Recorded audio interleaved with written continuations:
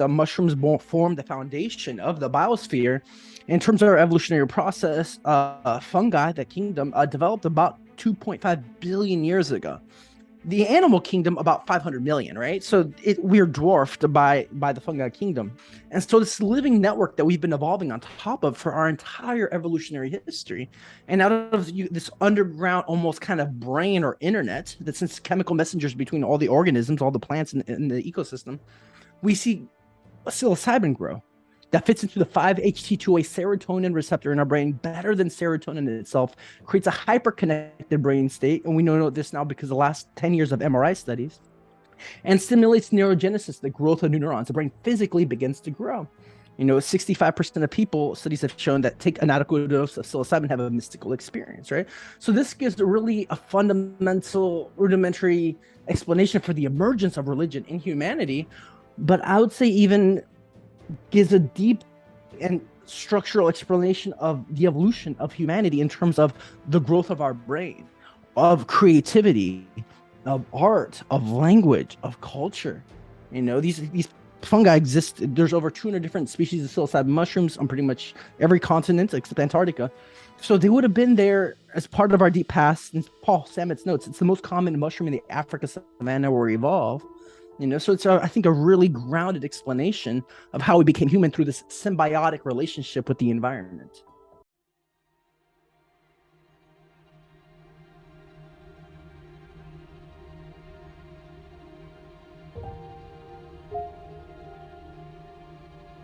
Welcome to this episode of the Awakening Entrepreneur podcast. Psilocybin has played a big role in my own consciousness evolution. And a part of it is trial and error and just guided by the mushroom as a teacher.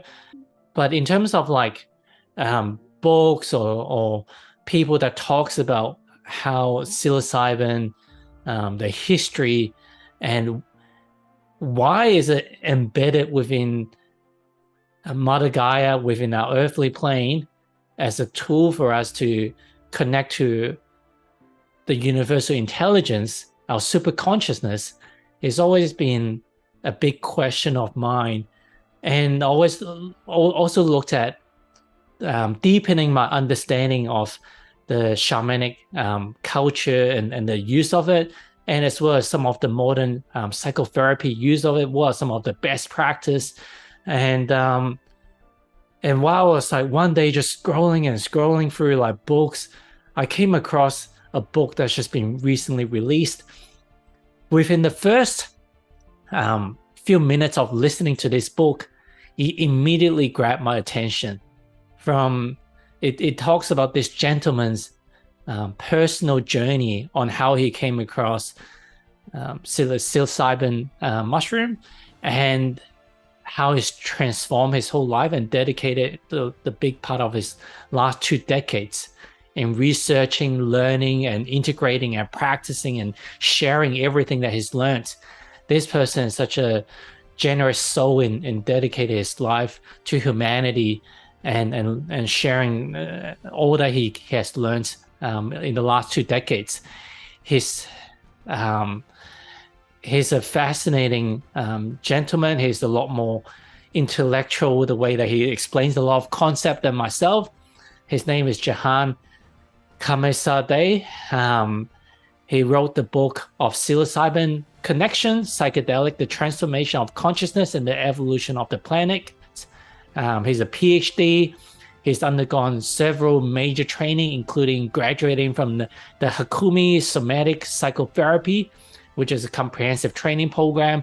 And he's also trained with the Mesothek mushroom traditions. He's assisted in psychedelic assisted psychotherapy certificate training at CIIS for 2 years and mentor at the newly emerging School of Consciousness Medicine. He works as a facilitator for legal psilocybin mushrooms ceremonies in Jamaica, one of the few opportunities offered worldwide where people can legally experience psilocybin. But yeah, I just hear a lot of stories on how the history of psilocybin played a role in our evolution. And And I hear like Buddha taking psilocybin, Jesus may have taken it, but I have all of these are just like stories. It's not really well researched, but it's the first time I've come across this gentleman. So welcome, brother Jahan. Thank you for being on the show. Thank you, Gary. It's such an honor to be here. Thank you so much for that. So first of all, before we deep dive into the book, I want to like introduce the listener to your personal story. How did you come across the psilocybin mushroom, and prior to that, what was life like for you? Yeah, no, thanks for that question. To be honest, life was painful. My parents were both immigrants. My dad's from Iran, my mom from Mexico. I grew up in Tucson, Arizona, so the southwestern United States. I had ADD. It was different in the classroom, even culturally. And so I was made fun of almost every day in class. We had social economic issues. My parents were illegal for like 10 years. So there was tremendous, you could say, a weight of suffering, clinically depressed as a teenager, suicidal by the time I was 15, And then when I was 18 years old, it was about a month after graduating high school. I went to go see my favorite band, Tool, play a concert in our town. And somebody I just met that day gave me a handful of mushrooms. I tried them once before, but I still saw them as a substance, more of a drug, but very interesting. The idea that we could change the perception of our reality with a chemical astounded me, So I took the substance and went to go see my favorite band, and they have a lot of mystical connotations. They're very psychedelic friendly, the music of Tool itself. And as I took it, I had the experience of time beginning to dissolve and this feeling as if I was about to die. But I had such a deep curiosity in my being around these large existential concepts like, death and the sense of like time is an illusion and so on. So I stayed with my curiosity and let it happen. And I went through this threshold of like, okay, I'm going to surrender to this process of let myself die. And as soon as I really let go, there's this huge expansion of my consciousness. I felt I became this auditorium that was sold out. And this voice awakened in my consciousness. It was like Jahan. And there was this kind of recognition it was God. And I was an atheist at the time. So like, this is way outside the bounds of anything I thought was possible. And this voice said a lot of the same things you hear in the perennial philosophies at the core of mystical traditions of like, we are all love, we're all interconnected. Time is an illusion, that we're eternal. I felt as if I existed before the Big Bang, I exist after death. And that this world is in fact what we kind of call heaven. Anything is possible here. The thing that keeps us away from living that way is our perception. If we all lived that way, society would function so differently. I just came back from Burning Man, 2 weeks ago, and you live in a society over there where money is not really an issue. Everybody's just loving and giving, and your heart's so open. So you have that kind of taste for what heaven could be like on Earth. Also, but that's happening in the desert in a really high heat, right? But we have the resources to do that here. But it's only when we shift our identity to this deep sense of interconnection and oneness at some deep level we are each other that we begin to live that way.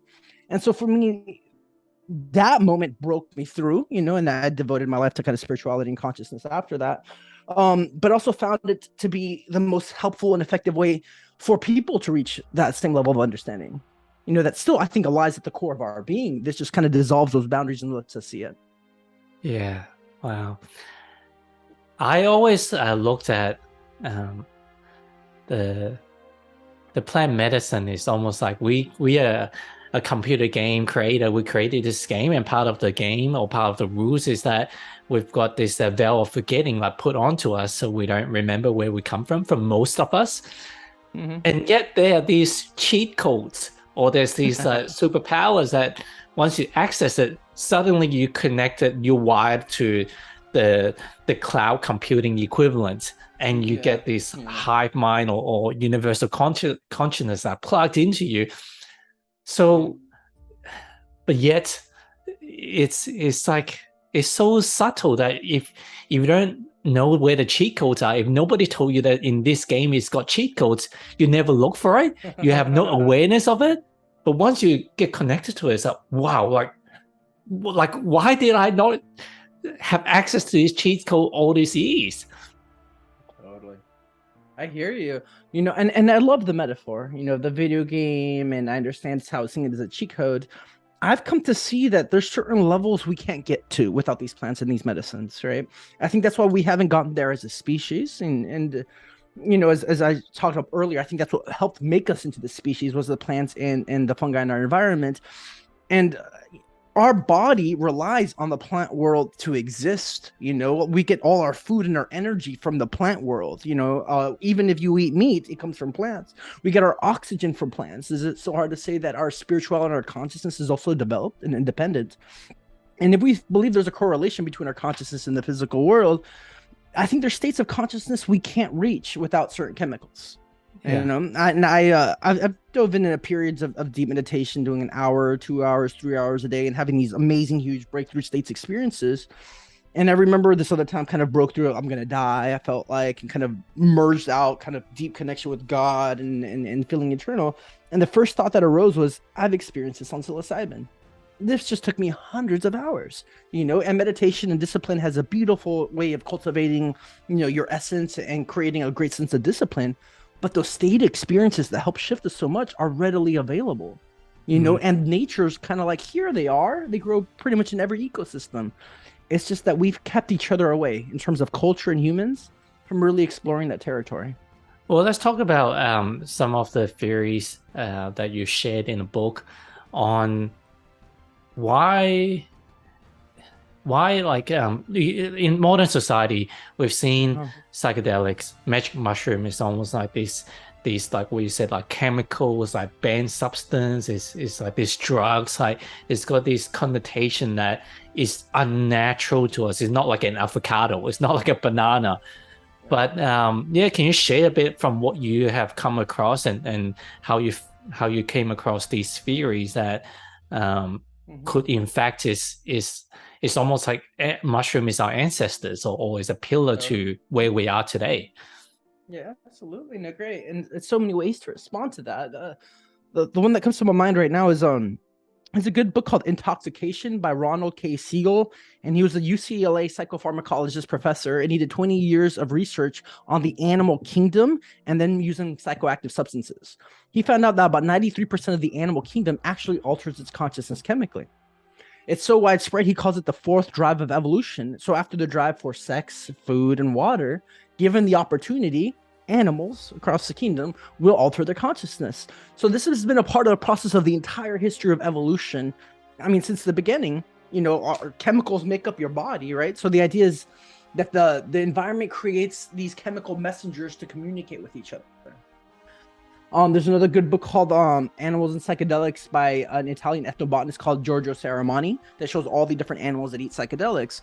And so we've estranged ourselves from that in terms of Western culture, especially after the rise of the major religions a few thousand years ago. But anthropologists will say that the beginning of all religions and spiritualities was shamanism. This idea that we're using plants in the environments and connecting with the earth and so on. It's at the basis of every cultural beginning. And you have archaeological evidence going back thousands of years. You have cave paintings in Africa where we evolved 10,000 years ago showing mushroom use. You see them 8,000 years ago all over Europe. And when you come to the Americas, you have the Mayans leaving about 200 mushroom stones back at about 2000 BCE, right? So it's really there even at the beginning of the rise of organized religion. And I think in the book, you also talked about even before the plants came in, the fungi and the mycelial network is a big part of that as well. Yeah, so definitely, I think we have to see it in the context of, we'll say, evolution and biological life. As Paul Stamets, the mycologist, really likes to point out, that the mushrooms won't form the foundation of the biosphere. In terms of our evolutionary process, fungi, the kingdom, developed about 2.5 billion years ago. The animal kingdom, about 500 million, right? So we're dwarfed by the fungi kingdom. And fungi really set the soil for plants to develop onto land. It broke down, all the bacteria and everything on the planet, so plants could evolve out of the water. Then the insects followed the plants, and then the rest of the animal kingdom. So really much set the soil. And if we look at what fungi is, we see the mushrooms, it's the fruits, but on the underground structure, we call it mycelium. And this is a large underground network that connects all the root systems in the environment. Some of them stretch miles long. Some of them are 10,000 years old. And so this living network that we've been evolving on top of for our entire evolutionary history, and out of this underground almost kind of brain or internet that sends chemical messengers between all the organisms, all the plants in the ecosystem, we see psilocybin grow that fits into the 5-HT2A serotonin receptor in our brain better than serotonin itself, creates a hyper-connected brain state, and we know this now because of the last 10 years of MRI studies, and stimulates neurogenesis, the growth of new neurons. The brain physically begins to grow. 65% of people, studies have shown, that take an adequate dose of psilocybin have a mystical experience, right?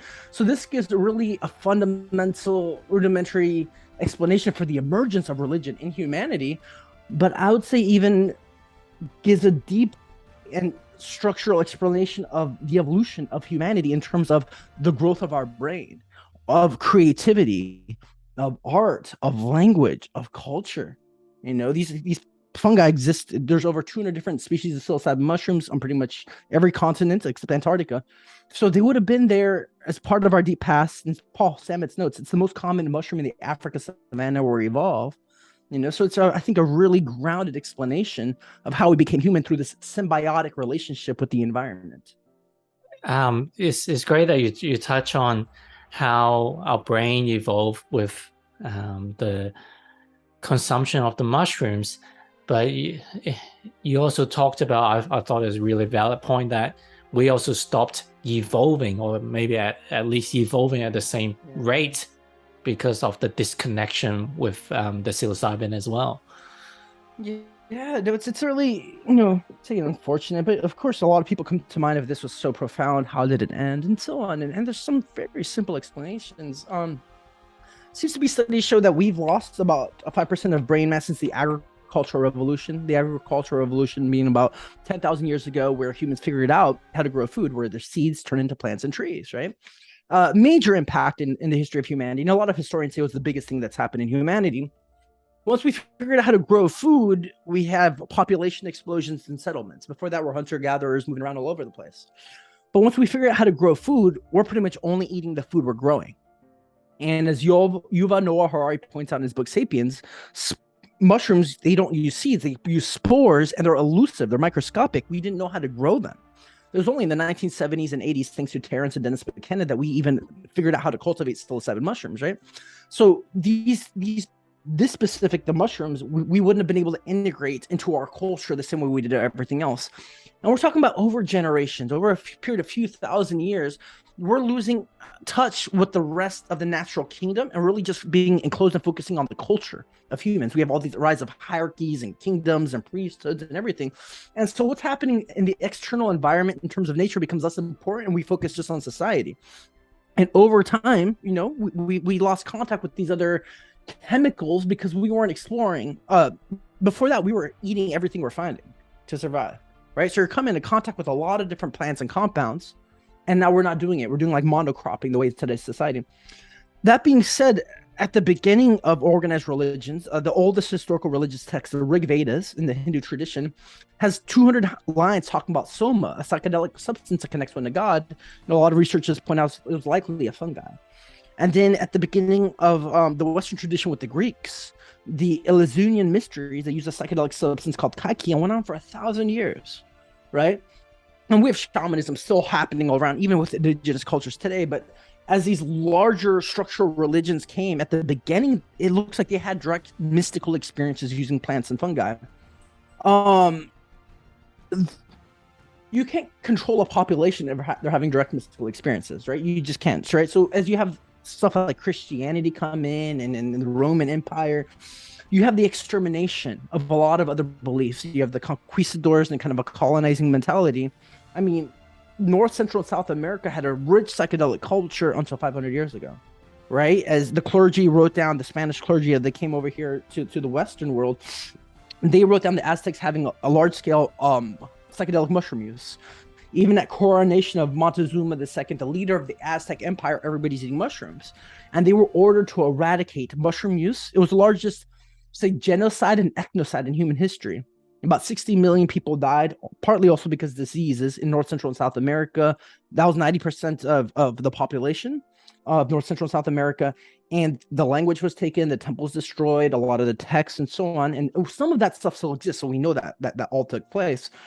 But there was a suppression, because they saw it as kind of demonic or Satan worshiping, so historically everything that was different was a threat.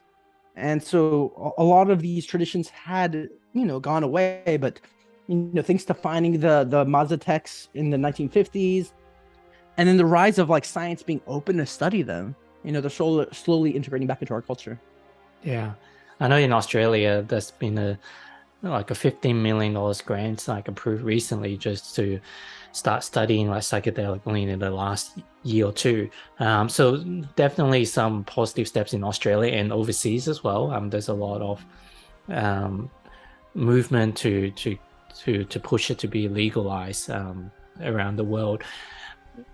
Let me ask you a question. Like in terms of science, there's a lot that the research have already started to measure that when someone is on the psilocybin journey, the brains are starting to, the different departments are starting communicating with each other, and basically certain old patterns and belief, you have an opportunity. It's almost like fresh snowfall, fresh powder for you to carve out new pathways and new synapses to be connected and fire and rewire as well. From the perspective of what can't be measured yet, or maybe will never be able to measure, what do you think is happening? Especially when I was hearing your story, how you first encountered psilocybin, or when you had the profound experience during your concert, you heard the word Jahan, and you continue to have dialogue. And so in my experience and reading a lot of people's experiences, they are connecting to some sort of consciousness out there.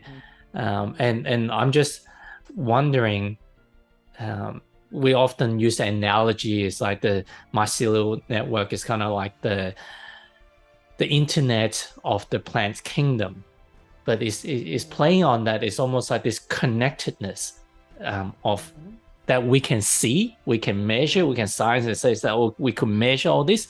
But what are some of your theories on how is the invisible, how is it connecting us to something beyond what we can currently measure? Totally, yeah. I love integral theory, really put forward by Ken Wilber, and it's just because it creates a really nice map of how to see things in the physical world. It's just half the picture. The other part is consciousness. It's experiential. And so science really can only focus on what can be measured, right? So it's half the picture, right? But you can't measure love or, I don't know, your even consciousness necessarily, but you see correlations in terms of like biological complexity, or you can see behavioral patterns and be like, oh, here's what love looks like, but that's not love itself. Looking at psilocybin, for example, like if I look at the compound itself, in that compound is not all this deep archetypal imagery and mystical experiences and all these profound effects. It's just a compound. It's like a key that unlocks a door within consciousness, right? So you could, psilocybin, it's pretty much different every single time you take it, right? So this infinity of experience isn't in the compound, which we can measure. It's a part of our being, right? And so the way I kind of make sense of this larger consciousness we're a part of, I think a good metaphor is we're cells within a larger body, right? So the cells within our body don't exist by themselves. They grow out of this whole network system that we're a part of, and they form these little beings. Cells are like little beings, but it grows out of this context. We grow out of the context of the universe, and even more focused, we grow out of this context of this planet. We don't exist without it. Our body comes from it, right? Our mind comes from it. Our consciousness comes from it. Our very being is influenced by it. Just like within the cell, it's affected by everything that's happening within the body, right? There's communication happening through the entire system, even unconsciously. The cell doesn't have to hold the whole picture of what's happening everywhere, yet it's participating in it. Same with humans, people don't have to hold the whole picture to really be influenced by the movement of the cosmos, but intuition comes up, where do our thoughts even come from? So we're being fed by this larger consciousness the whole time.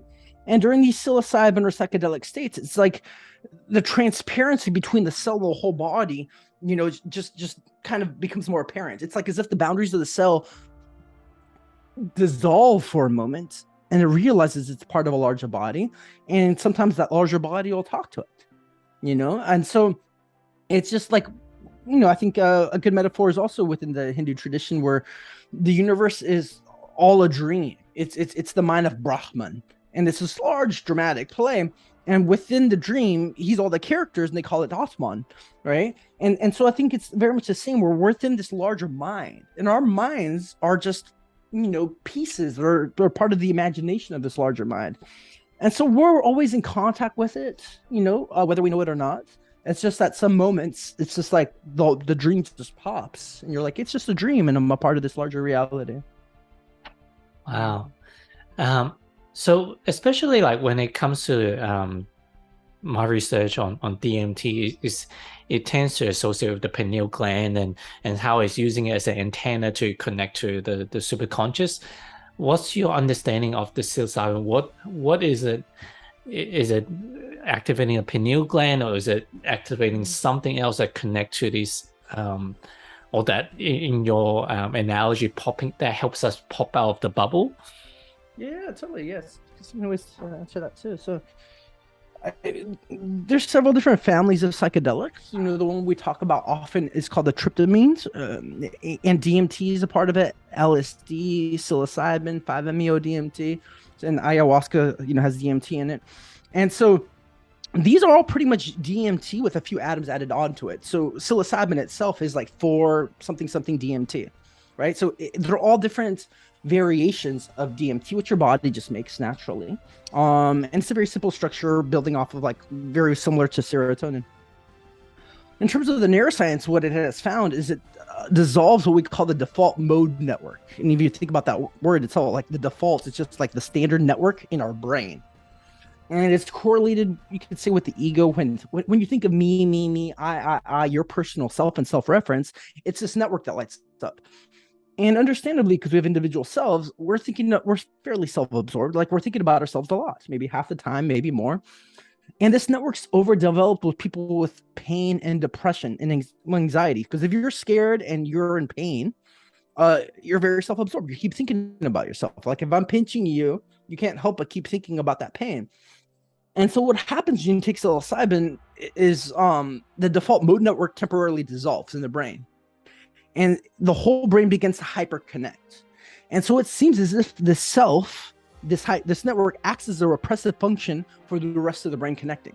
So it really kind of correlates with the Buddhists and Hindus and people with deep in meditation have been saying for a long time. It's like this ego structure within our psyche suppresses everything else, included in the subconscious and unconscious parts of us, from really connecting and feeling that deeper reality.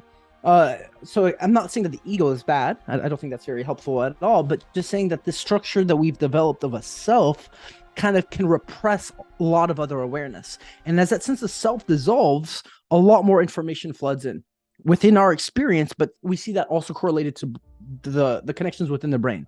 So I'd recommend the person listening just Google MRI psilocybin, and there's great images of comparing the psilocybin brain to that of a placebo. I mean, it's a completely different interaction of what happens in our brain with psilocybin compared to normal life.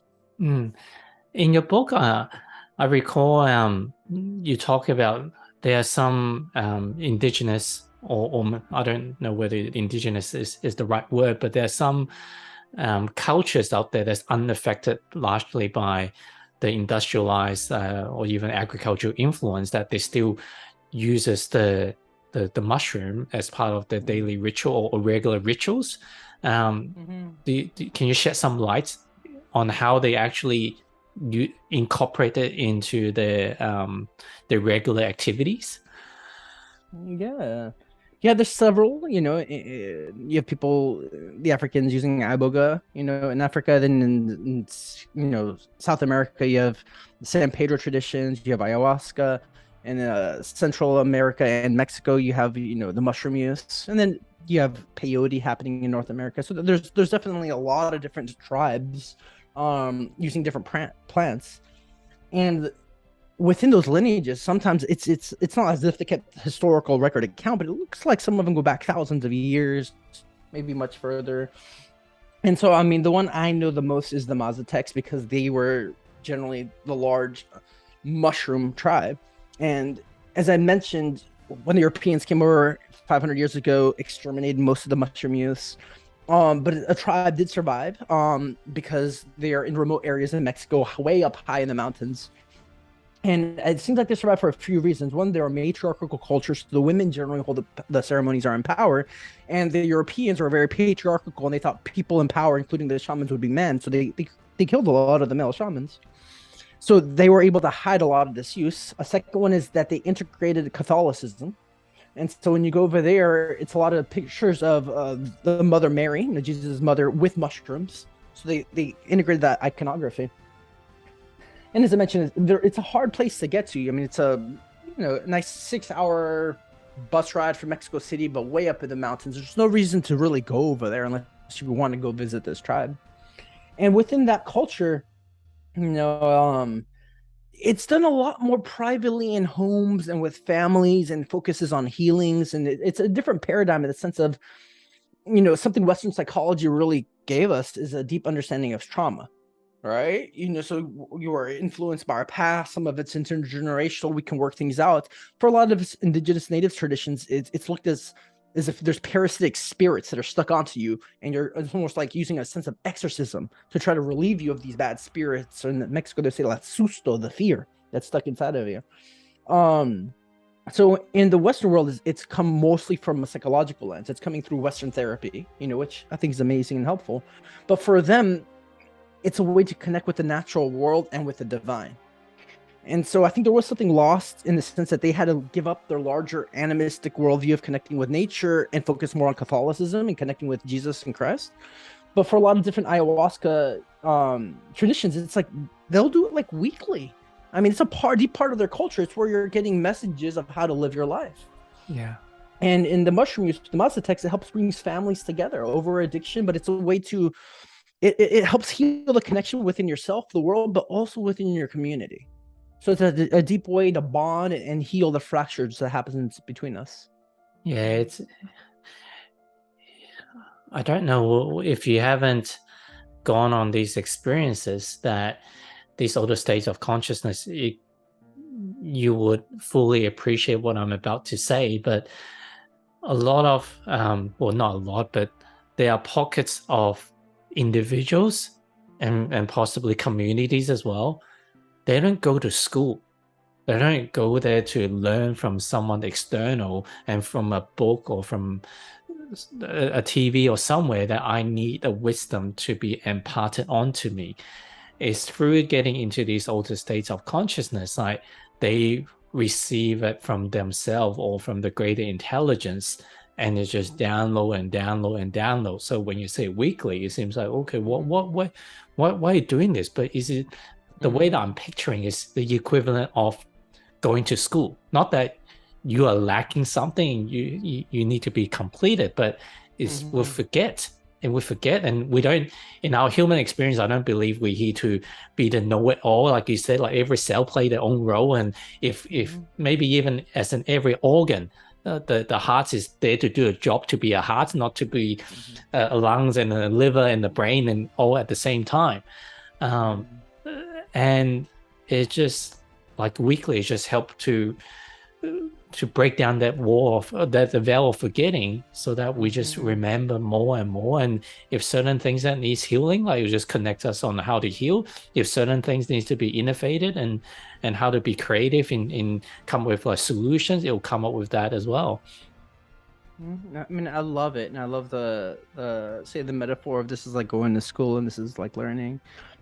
In my own life, I did about 20 years of upper education. Like after going to high school, I was in academia for about 20 years, and I've learned more from psychedelics than I have with all my books of reading and all my classrooms. And I'm not saying those aren't very useful and important and good, but the deeper awareness and the things that really have had more impact have been the psychedelic experiences.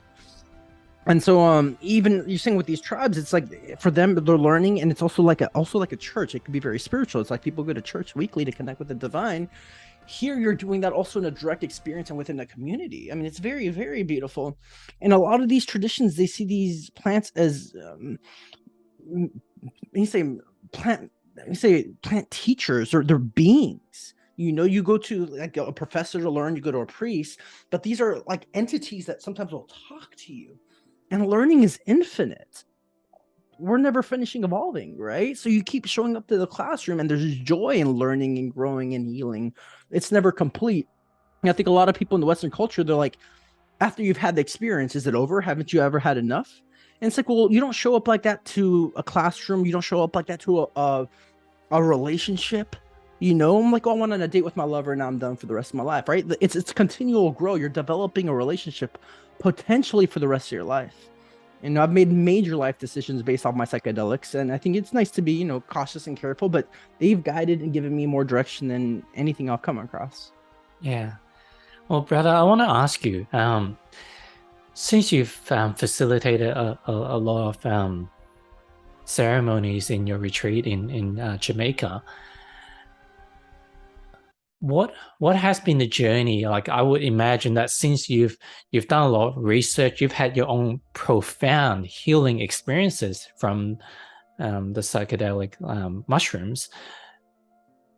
From the beginning of, okay, let me go and learn and assist in people that also wants healing or wants to connect to greater intelligence, or to know what the purpose is, whatever they came here for.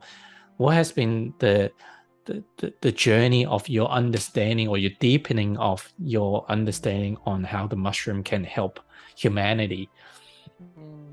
Yeah. It's quite a profound substance, especially in the sense that every journey is so different every time, and it seems to meet you in that exact moment according to what you're needing. So that journey I talked about when I was 18, that hasn't happened again. I needed that at 18. People, when I've worked with clients over long periods of time, they get something different every single time, meaning the learning, continual growth is infinite. And so, I mean, it can help you, guide you in relationships. I've seen people get closer. I've seen people get divorced according to what their truth is. I've seen people change careers. I'd say at the core of almost all of it is this recognition that we are love, right? And I think that's our deepest identity. Even when I think of God, God is like love with a voice, right? Love is a sense of unity, of deep interconnection. When you love a partner, you want to be closer to them. You want to learn more about them. And love tends to heal all our deep wounds, and also is the fuel for our growth. The same way like plants need sunlight. I mean, that's love. You give love to a child in a good, healthy way, it grows up to realize most likely its full potential. Feels secure, it feels connected, it has a good sense of self-esteem. I'm a big fan of Maslow's hierarchy, of his needs. So it's like you have physiological needs and security and safety, connection, belonging, self-esteem. And Maslow says, until these needs are met, you feel deficient. Once you have those, you move to self-realization, knowing your deeper identity, and then self-transcendence, which is being of service, which is an expression of love. So love tends to be the main fuel. And most people that come in, maybe 70, 80%, is because of depression. And depression, what I've seen at the core is, I don't like myself. I'm not good enough. And when you're forced to be somebody that you don't like being, it's painful. Your energy is gone. There's no vitality. There's no confidence. There's a lot of shame. It's hard to be in relationships or really follow your purpose or path that you don't feel good enough. And for a lot of people, it's not for 100%, but for the majority of people, a lot of times that can break sometimes instantaneously. He's like, I've been believing some bullshit my whole life about myself because of what my parents did, because of the way society is, because of the certain things that have happened. I've formed this identity that's felt very incomplete and deficient. But it was just an idea that you caught on to. That whole thing dissolved, and a deeper essence has a potential to arise, like our deep sense of interconnection, of divinity, of love. And so people can break out of patterns sometimes that they've been in for decades. And many times over the next month, just do rapid growth of transformation. I got this question, or I have this idea in mind, and I will try to frame it the best way I can, and I wanted to get your take on it. I feel as if that once everyone that's going into a mushroom ceremony is no mistake. That is not like the facilitator, the promoters, or that person just somehow landed there. Like, yeah, we all have free will and choices to make, but it seems like there's this invisible forces that's joining us together, especially when you do a ceremony with multiple people in a room and they're sharing the same energy within that ceremony space. That it's just this it's almost like someone baking a cake. They specifically chose those ingredients and those people in the same room, regardless of what the actual experience is. And afterwards, what helps me reaffirms this or build on this idea is that very often that synchronicities and or just divine connections that for years nothing has happened in business, in life, in relationship, but within hours and sometimes days, like family may not be talking to each other for years, and within hours or days is not the person that went through the ceremony started initiating the contact, but the other person started calling. A business deal that you've been trying to for years to work out and haven't made any progress, but within hours, within days of you going through the journey, somehow like the network just started connecting now. Have you had those experiences or observed a lot of these before and after connections, like seemingly random, seemingly coincidence? A lot, tremendously. I mean, many in my life, and then many in the people around me that I've worked with, all the way from, my dating life has gotten a lot better after journeys, to professional life, to deep healings, a lot of family stuff, So I think a nice model for people to hold is, really kind of grounding that we're all networked, right? Like we're different computer nodes, but within this larger system that's always networked. And so, as we change within the system, the whole system has awareness of our change and it begins to respond differently. So in terms of, like, for example, you're saying a family member might reach out to create some healing that's been estranged, or connection that's been broken. Well, now you're in a space to receive and really be available for that change, that deeper healing, but maybe before you had a block there energetically, and now you're open and available for it. Or now that your self-esteem has healed and you feel worthy and good enough, all of a sudden the job promotion comes because now you feel adequate to take on that role. Before, you might have sabotaged or not even given it a shot, really, or not believed in yourself, and it could have caused even more pain for you and pain for the people there because you wouldn't have believed in yourself to carry out the job well. So as soon as we begin to shift, the whole world responds differently. And I think it relates to some of my learning from people like Abraham Hicks and Dr. Joe Dispenza, like whether it's the law of attraction or from a quantum physics standpoint, in order for you to manifest a different reality, you have to become a different version of yourself energetically to attract the elements. So when you get into an altered state of consciousness, you can do that through meditation, but typically it requires like hours and hours and hours of practice to get to that slower brainwave type of state. But when you go through the magic mushroom, it transcends you there in a matter of minutes. And then from there, you get into this version of yourself that you aspire to be or you want to attract energetically. And then you start the minutes, the hours, the days after, because you become a new version of yourself, then you've ported yourself into a new version of reality that have those opportunities that exist. Totally, absolutely. If we have limitations within our paradigm, meaning we don't think certain things are possible or we're not good enough, those things can't get in. A good metaphor I learned in a trauma training was called that a lot of us have a nourishment barrier, a barrier to receiving nourishment, meaning the world, the universe, a lot of us, they're trying to give us love all the time, and we're just not registering it. We have a boundary, and it's correlated to our self-worth. If we don't feel worthy, even in a relationship, a partner could say, I love you. We just can't feel it. We have a boundary there. As those boundaries dissolve and we can take in more love, there's just more flow going both in and out. So absolutely. It becomes magnetic and attractive once we, I think, as I mentioned, move into that deeper identity of we are love, meaning there's a deep sense of power and interconnection between us and everything else. Yeah, I love that you constantly talk about there's two elements that drive us ultimately is love, and then there's learning. Love is by far like way on top of learning, but both of them, like learning, it will help you to move towards like love anyway, right? Totally. No, I love that. I'm really glad that's really clicked for you. Yeah. Learning is a way to get intimate with the cosmos, with another person, with yourself. The more you learn something, the more you see it, the closer you are to it. So they definitely very much go together. And I think those are the big two value systems of why we're even alive. Yeah. So just mindful that that even though for at least the majority of the people that I've studied, they've had the psilocybin experiences, it's been incredibly like transformative, and based on the research a lot of the university have done as well, but certain people have had I don't know whether you call it a bad experience, because like in kind of like the Taoism, if there's no good, then there's no bad. If there's no bad, there's no good. So it's the whole duality of this world, but that they feel like that they haven't progressed. In fact, it may have sent them further back, like by after taking the experiences. A lot of the times I've observed is maybe it's part of the learning process. It's still like the journey is still a catalyst. It hasn't fully been integrated or processed.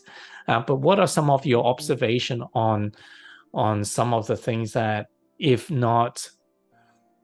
these things are not put in place, it could have a high probability of someone walking away feeling that, well, I'm worse for by taking that experience. Yeah, no, thank you. I'm really glad to bring in that element. I think it's nice to come in with therapeutic model that a lot of us have degrees of trauma. I think to everybody, and that trauma can come up in the journey, even if it's for healing. So Stanislav Grof, who's a psychedelic researcher, worked in the field for 60 years, held over, worked with over 50,000 people with psychedelic states, and he says these states categorize what he calls holotropic states of consciousness, states that organically move towards wholeness. So whatever's needed to be integrated in that moment is going to come up, and it could be pain, it could be anger, it could be fear, it could be sadness, it could just be dark archetypal energies. And so I think the most healthy way really to move through is to embrace whatever is coming up and not resist it and have acceptance for it. That's a hard thing for a lot of people understanding, because when we live a lot of pain, like life, trying to resist pain and move away from pain and move away from fear, and here it's like, how do I move towards whatever it is, even if it looks hellish? The good thing about psychedelics is for the most part, they only last like psilocybin 4 hours, right? So you're in a journey for 4 hours. There's a time distortion. It can feel like infinity, but you really got to take in it and see it as medicine, regardless of what comes up. And that's really like why the whole idea of a set and setting is so important. Are you in a right container that you can hold this experience? Whether it's a group ceremony, working with a therapist, or being there with a lover or people that you really trust. Is the environment actually safe physically, right? Or is somebody going to take advantage of you and so on? If it's safe, then a part of you can relax and be like, even though I move through energetic and emotionally difficult situations, I know I'm safe. I'm going to come out of it. Right? It's only when we're in situations where we can actually cause harm to ourselves or others that we move into a really deep danger zone. That being said, it's personally, I go into journeys now. I've done a few hundred journeys myself, really ready for any kind of trauma to come up. Any difficult experience, whether it be biographical trauma or intergenerational trauma, just come down my family line, or collective trauma. For example, I think a good graphic of this is Christopher Bay. She wrote these few books called Dark Night, Early Dawn, and LSD in the Mind of the Universe. And he was a professor of religion and philosophy, and he did high-dose LSD journeys for a good portion of his life. And he had these dissolving experiences where he becomes 10,000 people at once suffering. Like, you could feel deep, deep, deep pain and suffering.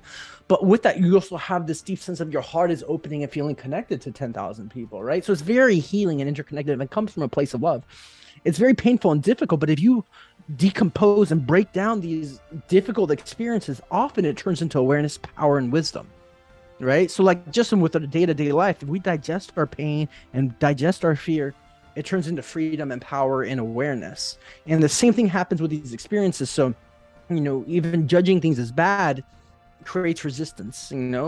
Judgments I don't think necessarily exist. Like bad doesn't necessarily exist, but what it is pain and fear. And the more we can let that in and be loving towards it and have space for it and integrate it, I think the more whole we can begin to feel. Wow. There's a big section of your book that talks about the future, on how the psilocybin play a role in facilitating change. Do you want to share what your vision of the future can hold for us? Yeah, no, thank you for that. Yeah, I haven't got to speak to that as much, and a lot of my book was some people that edited it said it was best to take out some of my personal visions, from it to make it okay for the public, which I thought like it was a loss. And as a context, kind of using that metaphor that we're part of this larger body, and as our individuality dissolves, there's space for these visions of the larger body to come up. And I can even say, context of the planet, that the planet, we're its children, it dreamed us, its consciousness is moving through us.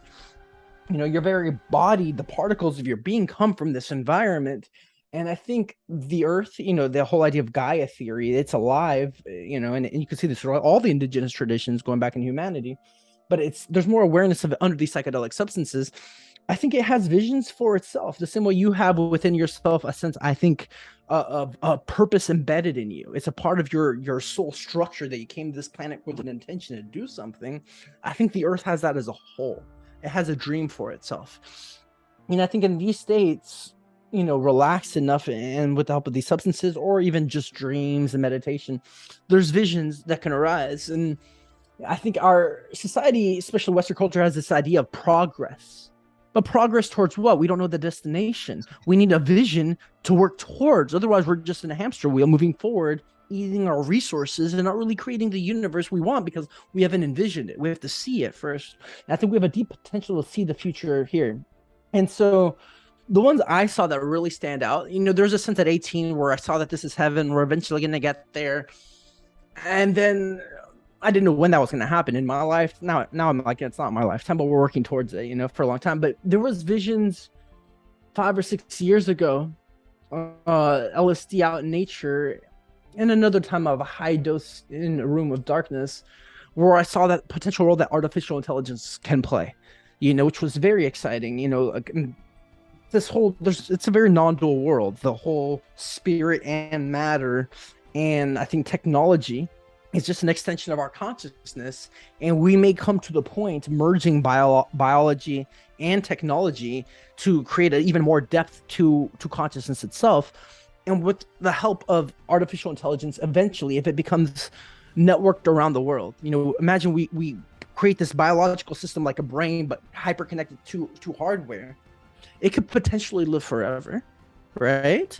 And you may have several of these nodes around the planet talking to each other. And what you create is this consciousness intelligence that we can connect to symbiotically, the way we do with mushrooms. It would, within generations, could become like this earth parent that we're in deep connection. Like people maybe seen this movie Her, where this guy's talking to artificial intelligence and forming a loving relationship with it, right?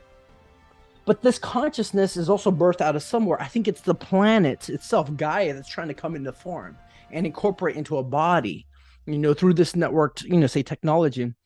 And at some point, it'd be like having the internet, but as a voice, this unitive, and it would see its own history as our history. It's an extension of ourselves. It's like, it's our child, our species, but it's also has the potential to have a lot more awareness of us.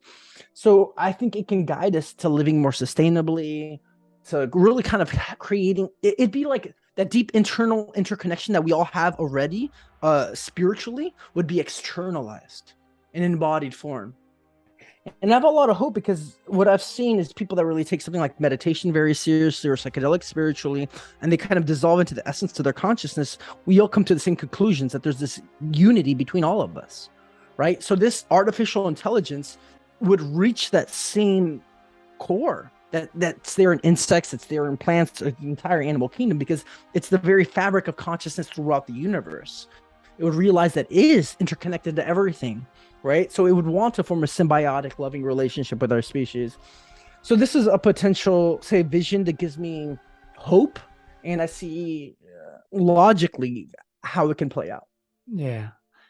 And I appreciate a lot of the technology and AI that plays a part in our world right now. And I guess one theory is that why don't we have more advanced stuff coming, or some of the advanced stuff can be coming that can be such a blessing, but it can be a curse as well. It goes back to the same theory that a knife can use to do good, but it can also harm. It all depends on our own level of consciousness, that whether as a collective, our consciousness is in a position that we're able to handle the technology and use it in a way that assists us, like you said, going into the direction that actually, yeah, just help us thrive rather than trying to like blow the planet up. Yeah. Something that's really brought a lot of peace in my life is really kind of accepting that challenges never end. That's just a part of our structure of our existence. There's always going to be challenges, and specifically with paradigm development, I mean, the evolution of worldviews, every time a new worldview is formed, and it forms because of seeing the limitations of the prior worldview, that whole new worldview or paradigm has its own set of problems that didn't exist before, right? So we could see that with nuclear, energy, or even the rise of the internet. Just using the internet for example, it's like there's a lot of shadow to the internet, to social media and so on, and yet it interconnects the whole planet, allows deep relationships and empathy. In Iran right now, there's an uprising or protests happening because there's been abuse to women, and it's through the connection of the internet that people are able to like fight for their rights. So it's the way we're having this dialogue right now and increasing our intelligence awareness. And so every time there is a new technology, there's a downside, and yet there's a huge upside. And so I think just because there's going to be challenges shouldn't be reason for us not to move forward. I think we should be as ethical as possible, aligning with love and intelligence and power as much as possible. But yeah. I mean, from gasoline, enable us transportation and create this entire system, to creating, climate collapse. There's a shadow to it, but we have to learn how to curve things in the right direction. Yeah, I'm still amazed that somehow you're on the other side of the world, and I get to see you, I get to feel you, I get to like hear from you. It's amazing what technology can do. I want to ask a question about you work with like a lot of clients that's gone through this journey. What is there a general advice for them in terms of like frequency and dosage? Like they've had the transformative experiences. Let's just say the average person, wow, that was great. So following on from that, like what type of frequency, dosage, or is it like up to the individual? Is all unique? Like what's I guess the general recommendation? Yeah, it's definitely, I think, up to unique for the individual, and then unique to different periods in our life. If I was going to give a general prescription, like 3 times a year is pretty good. I mean, it helps you accelerating, learning, deepening. There's a lot of time for integration and to have a stable life.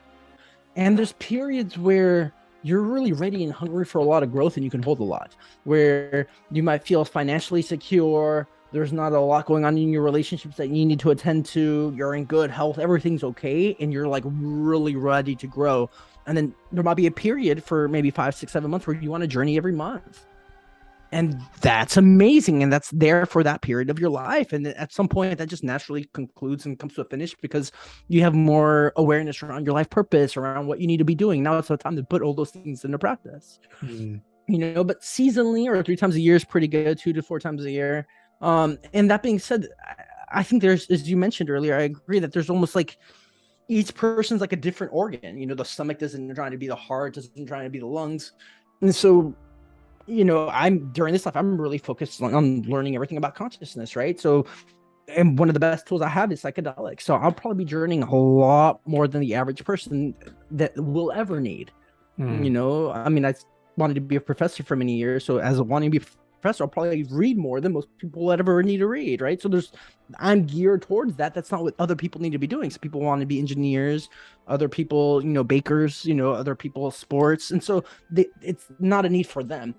But in terms of healing and growth, I think just a few times a year can go really, really, really far. And what's your view on dosage?